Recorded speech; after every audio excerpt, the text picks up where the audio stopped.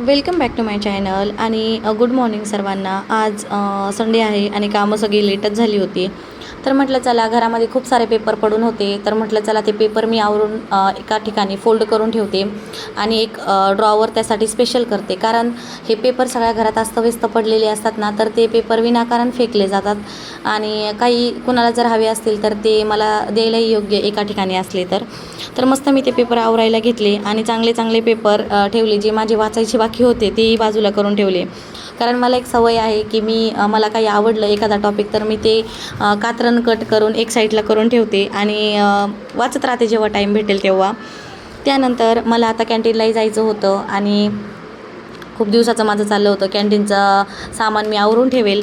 तर ते सगळं सामान आणून ठेवलेलं मी ते तसंच पडलेलं होतं. तर म्हटलं चला कॅन्टीनला जाईल तर पुन्हा डबल सामान व्हायला नको, त्यामुळे मी ते सगळं व्यवस्थित लावून ठेवलं आणि छान असा तो शेल्फही आवरून ठेवला.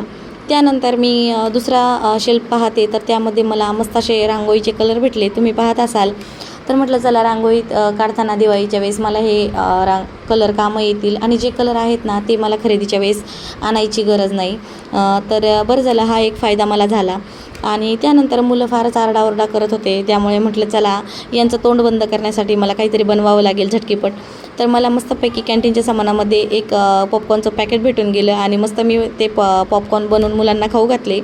चला तर मग भेटू पुन्हा. व्हिडिओला लाईक शेअर सबस्क्राईब नक्की करा. Stay tune with me. Okay bye.